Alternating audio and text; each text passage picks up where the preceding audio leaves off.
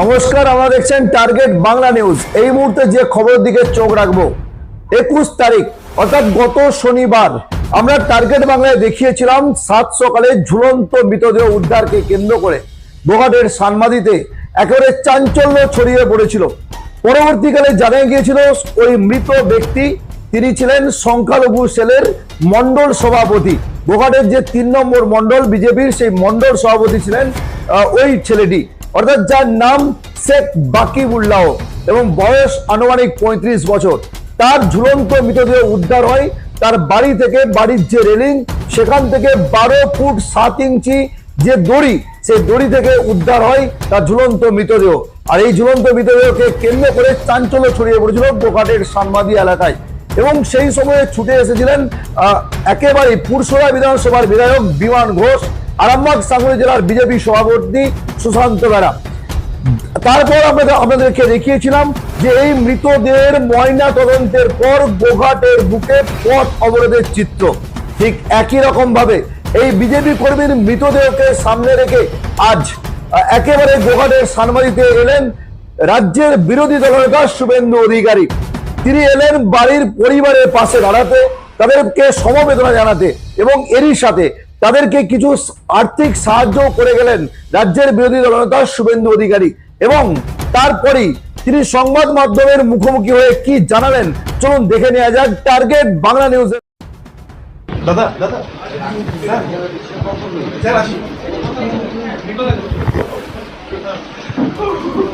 ভালো ছেলে, আমাদের সঙ্গে কাজ আমাদের মন্ডল প্রেসিডেন্ট ছিল তো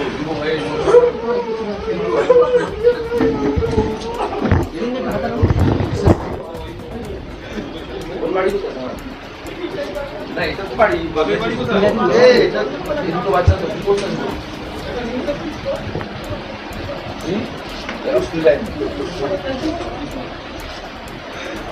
এমনি কোনো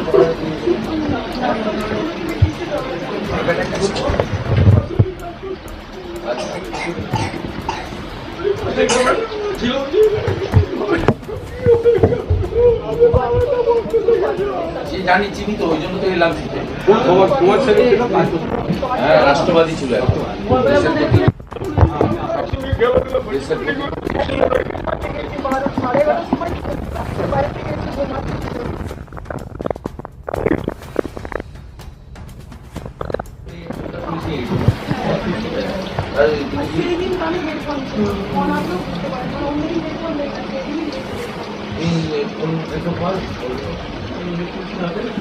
তোমরা যখন ফোন হ্যান্ডওভার করলে ভাইরা বসে দেখলে না, এটা বলতে আছে ওটা কি আমার মনে হয় আপনি বলুন না, রিপোর্টটা তো দেখা।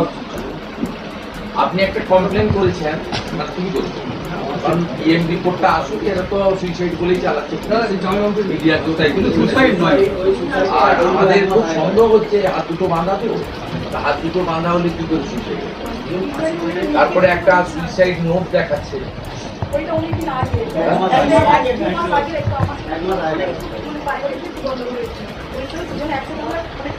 অনেক আগে। সন্দেহজনক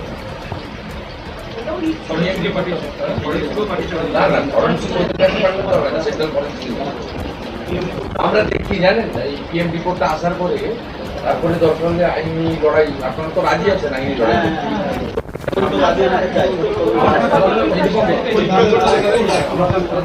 মাইনরিটি মোর্চার সভাপতি ছিল, আমাদের কিছু দায়িত্ব আছে। আমরা প্রাথমিকভাবে এটা 2 লাখ টাকা দিয়ে গেলাম আমাদের দল থেকে। এটা সামান্য অর্থ দিয়ে তো মৃত্যু হয় না। এই দুটো বাচ্চার পড়াশোনা আমরা দেখবো, দুজন পড়াশোনা দেখবো, যে হোস্টেলে থাকতে চাও বলবে হোস্টেলে যোগাযোগ করে দিল, একে কাছে রাখো, মানে পড়াশোনাটা দেখবো। আর এটা রাখো, তুমি অ্যাকাউন্টে রাখো, এক্ষেত্রে বাবার পরামর্শ দেখবো। আমরা আবার এমনি এমএলএ সাহেব, বিমান বাবু, সুশান্ত ভাই, এরা তো আপনাদের পার্টি দেওয়ার সময় যেটুকু সহযোগিতা অল্প সুন্দর করেছে, পরে আর বাদ দেখবো। আমরা সবাই নজর রাখবো, আর এই দুটো বাচ্চার পড়াশোনার ব্যাপারটা আমরা দেখবো। ঘরে থাকুক, উঠতে রাজি করাও, যদি হোস্টেলে থাকতে চায় রেসিডেন্সিয়াল হোস্টেলে পড়াশোনা, মাঝে মাঝে বাড়িতে আসবে, শনিবার গিয়ে দেখা করে আসবে, তাহলে কোথাও ব্যবস্থা করে বলবে আমাকে। না না, ভয়ের কিছু কারণ নেই, ভয়ের কোনো কারণ নেই। আমরা সিসিটিভি লাগিয়ে দেবো, সিসিটিভি লাগিয়ে দেবো গেটের এক্সিট এন্ট্রান্সে। 18-20,000 টাকা লাগবে, কাউকে তো বলে দেবো সিসিটিভি লাগবে একটা সিসিটিভি লাগিয়ে। না না, এই গলিটার এন্ট্রান্স এক্সিটে একটা সিসিটিভি লাগিয়ে। তবে কিছু দরকার হলে বলবেন, বুঝছেন? সুশান্ত ভাই আছেন, এমএলএ সাহেব আছেন, আপনার ভাই আছেন, বকুলবাবু আছে, আমরা একদম আমাদের পরিবারের লোক ছিল। আকিবুল্লাহ ভাই আমাদের পরিবারের লোক, 2018-তে বিভিন্ন রাতে জয়েন করেছে এবং আমাদের যে অনেকগুলো মোর্চা আছে তার মধ্যেও মাইনরিটি মোর্চা সভাপতি। তো এটা আমাদের, আপনার যেমন লস, আমাদের পার্টিরও লস। আমরা আছি। না না, আমরা, আপনি শুধু আপনার বৌমাকে মেয়ের মতো দেখবেন, আর আমরা দুটো বাচ্চার পড়াশোনা দেখবেন। কিছু বলবেন? এক ছেলে হয়তো চলে গেছে, কিন্তু এতগুলো ছেলে আছে আপনার। খুশির ভাই, তুই এখন কিছুদিন থাকিস, তারপর তো কাজে যাবি, তখন দেখা যাবে। হ্যাঁ, কটা দিন থেকে যা। আমার নাম্বার তো দেওয়া আছে, কন্ট্যাক্টে আছে। খুশির নাম্বার না? ঠিক আছে, প্রাথমিকভাবে করলাম তো, প্রাথমিকভাবে করলাম তো আমরা, নিশ্চয়ই করবো। মাথায় থাকবে তো, পড়াশোনার দায়িত্ব নেবে। সপ্তাহ তো হয়নি, যা করবে ও সবটাই করবে। আমরা এই সমস্ত নাম করতে পারি না, আলাদা করছি করতে আসছি, ছেলে দিয়ে না না, আপনি আমার বয়স হয়েছে, আপনার আশীর্বাদটা আমাদের উপরে থাকলে আমাদের ঠাকুর। আপনারা এখন বাড়িতে নাতি জুতো নাতি নাতিকে সামলান। আর খুশির ভাই, তুই চিন্তা করবি না, আমরা আছি। এটা প্রাথমিক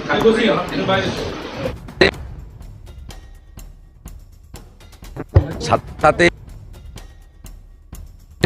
প্রাক্তন সভাপতি বিধায়ক, রাজ্য নেতৃত্ব বিমান ঘোষ এবং স্থানীয় বিধায়ক বিশ্বনাথ কারক সহ সকলে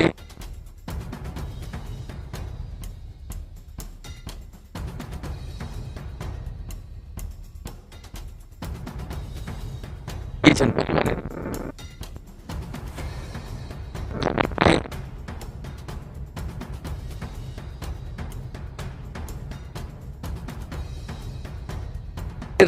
কতগুলো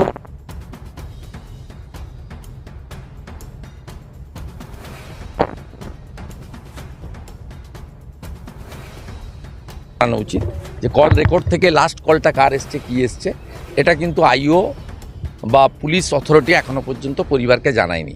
পরিবার খুব প্যানিকড আছে। আমরা সিদ্ধান্ত নিলাম একটা সিসিটিভি এক্সিট এন্ট্রান্সে এখানে আমরা 2-1 দিনের মধ্যে পার্টির পক্ষ থেকে ওদেরকে লাগানোর ব্যবস্থা করে দেবো। এইটা জানানো হয়নি, ওদের মধ্যে কনফিউশন আছে। এবং ওনার মিসেস বলছে একসঙ্গেই আমরা ছিলাম একই ঘরে, তা কানে হেডফোন ছিল, কেউ বা কারা ডাকার ফলে খুব পরোপকারী ছেলে ছিল, সামাজিক কাজ করত। আমাদের মাইনরিটি মোর্চার এই মণ্ডল 3 গোঘাটের সভাপতি ছিল। তাকে কেউ না কেউ ডেকেছে, সে সাথে সাথে বেরিয়ে গেছে। এটা তার স্ত্রীর একটা আশঙ্কা এবং অভিযোগ। এটা নিরসন করতে গেলে মোবাইল ফোনটা খুব দ্রুততার সঙ্গে পুলিশ নিয়ে গেছে। তার কল রেকর্ড বা কল হিস্ট্রি বের করে পরিবারকে জানানো উচিত, তাহলে সন্দেহ অনেকটা দূর হতে পারে। দ্বিতীয়ত হচ্ছে একটা সুইসাইড নোট পুলিশ আমাদের নেতৃত্বকে জানিয়েছে, তাতে 25 এটাও খুব সন্দেহজনক। এতে আমাদের বক্তব্য হচ্ছে ফরেন্সিক ল্যাবে দিলে হবে না, দিয়ে এটা তার হাতের অক্ষর কিনা, কবেকার, এর সঙ্গে এই অস্বাভাবিক মৃত্যুর কোনো সম্পর্ক আছে কিনা এটা দেখা দরকার। বাকি আমরা সবাই এবং পরিবার ওয়েট করছে পোস্টমর্টম রিপোর্টের উপরে। পোস্টমর্টম রিপোর্টের পরে যদি আমরা দেখি কোনো অস্বাভাবিক কিছু আছে, পরিবার আইনের নেবে, আমরা তাদেরকে পাশে থাকব। আমি এখানকার প্রতিবেশীদের দলমত নির্বিশেষে অনুরোধ করে গেলাম, তারা যেন পরিবারটাকে লক্ষ্য রাখে। তার এক ভাই রাজস্থানে পরিযায়ী শ্রমিকের কাজ করে, বসির, সেটাও দেখবেন। বয়স্ক বাবা আছে, একটা ছেলে একটা মেয়ে আছে। ছেলে মেয়ের পড়াশোনার ব্যাপারেও আমরা আমাদের দলের পক্ষ থেকে সব পাশে থাকব। আমাদের প্রাথমিকভাবে ওনাদের শেষকৃত্যের সময়ও আমাদের বিমান ঘোষ, সুশান্ত বেরা, বিশ্বনাথ কারকরা পাশে দাঁড়িয়েছেন, তাদের ব্যক্তিগতভাবে সাহায্য করেছেন। আজকে আমরা দলের পক্ষ থেকে কিছু আর্থিক সাহায্য করেছি।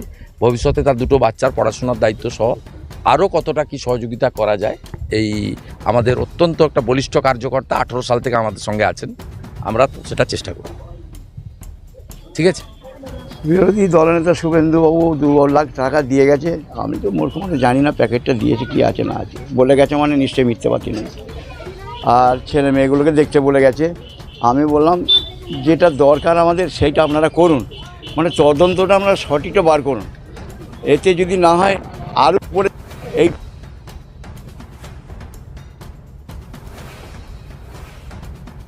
আমি অযথা কারু গায়েও চাপাতে পারছি না। মৃত্যুটা দেখে আমার আবার সন্দেহ হচ্ছে যে এই বিরাট একটা রহস্য।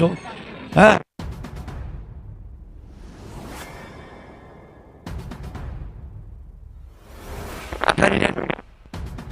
আমার ছেলেকে কোলে করে নিয়ে এরপর কী করবো আর কী বলবো। আর ওই বাচ্চা ছেলে, ওই আমার দুটো বাচ্চা আমার ঘাড়ে চাপা। আরে বৌমা বুড়ো হয়ে যায়নি। হ্যাঁ, ওর বাচ্চা দুটো মায়া ভেবে তার বাপেরা মায়েরা বলে যে না আমার মেয়ে আমি নিয়ে চলে যাবো, তোমাদেরগুলো দেখো। সেটাও আমরা চেষ্টা তো করবোই, ফেলে তো দিতে পারবো না, মেরেও দিতে পারবো না। হ্যাঁ, যেহেতু আমাদের রক্তের সাথে সম্বন্ধ আছে, এবারে পাপের ফল যদি আমাকে ভোগ করতে হবে। আর কি বলবো, ছেলে আমার যখন মরার কথা তখন বললেন ওই গেলে যে মরে গেল, তখন ছেলে জানার উপরওয়ালা যাবে, আমি আর কিছু বলতে পারবো। আমি বাবু বোকা শোকা লোক, চাষে বুসে খাটিয়ে সারা লাইফটা আমার নষ্ট করে দিয়েছে, আমার এই দুটো ঘাড়ে চাপিয়ে গেছে। এখন কি আমি তাড়িয়ে বাগাতে পারবো? এখন চাচি উঠেছে যে আপনারা বলুন 2 লাখ টাকায় কতদিন চলবে? নিতেই হবে তো, বলেই গেছে। ওটা না বললেও আমাকে নিতে হবে। আমি ফেলে কোথা দেবো ছেলে দুটোকে? ছেলে দুটো তো সবসময় আমাদের কাছেই পড়ে আছে। রাত হলো আমাদের কাছে, দিন হলো তার কাছে। আমি তো মাঠে ঘাটে চলে যাই তবু। হ্যাঁ, ও দিদিমাকে তো ছাড়বে, মেয়ে ছাড়া তো খুব জ্বালাতন করে। আর ব্যাটার ছাড়া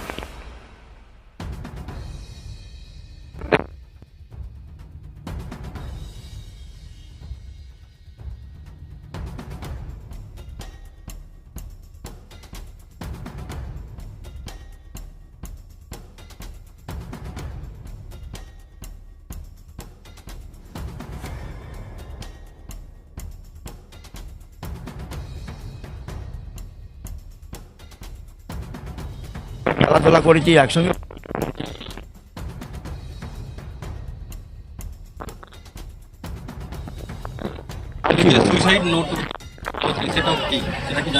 না, আমাকে কিছু আমাকে আমার জামাই ব্যাটার আমাকে কিছু বলবে না, কেন আমি তো একটু বোকা শোকা লোক, বললাম না। আমি জিজ্ঞাসা করলে বাবা তুমি কেন অত ভোগ করছো টেনশন? তবে আমার দুটো মেয়ের আমাকে আগুলে রাখছে যে তুমি কেন সব ঝামেলায় যাচ্ছ, তুমি খাও বেঁচে থাকার ব্যবস্থা করো। আমি বলছি তোরা তো বলছি আমার যেখানে পাথরটা ফেটে যাবে, ফাল ধরে গেছে, তোরা কী করে বুঝতে পারছি নি আমি কী করে থাকবো এবারে বল? কানটা ভরে যেত।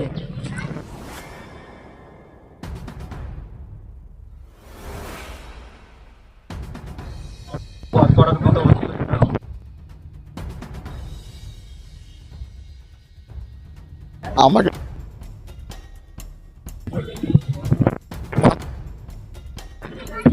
একটা কথা উত্তর করতে পালিয়ে যেত।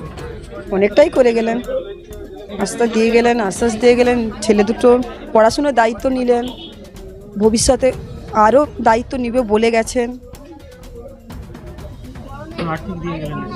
হ্যাঁ, কিছু টাকাও সাহায্য করে গেছেন।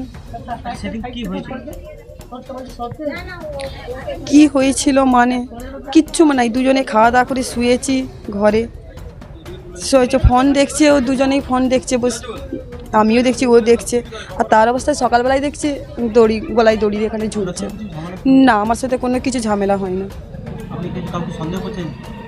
না, সন্দেহ কাকে, রিপোর্ট আসুক তারপরে তার সন্দেহ কীভাবে কি হয়েছে সেইটা।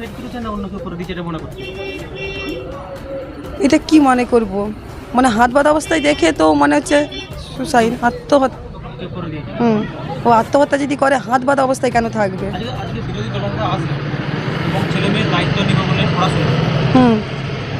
মেয়েকে কি পড়াশোনার দায়িত্ব যে নিলে তুমি পাঠাতে কি? হ্যাঁ, আমার মেয়ে মানুষের মতো মানুষ হোক, আমি এটাই তো চাই। আমার মেয়ে ভালো পড়াশুনো করুক, আমার মেয়ে বড় হোক, সেও কিছু করুক। তার বাবাকে যে এইরকমই করেছেন, সেও বড় হয়ে সেও সেই চাই, সেও তার বিচার চাইবে, সে তার বড় হবে, লেখাপড়া করবে। আচ্ছা, একটা লেখা আছে যে সুসাইড নোট, এটা ভেসে আছে, এটা কি? না, এই ব্যাপারে খুনের ব্যাপারে এই সুসাইড নোট কোনো কিছু নেই। সুসাইড নোট আজ 1.5 মাস 2 মাস আগের লেখা। আর একটা কথা হচ্ছে যে সৌদি আরব নাকি কাজে চলে যাবে, এটা এরকমই সবসময় বলে, সৌদি আরব যাব, কেরালা যাব, বাইরে যাব, এরকম অনেক কথাই বলে, কিন্তু এইটা মৃত্যুর পিছনে সৌদি আরব এই আর কিছু নেই।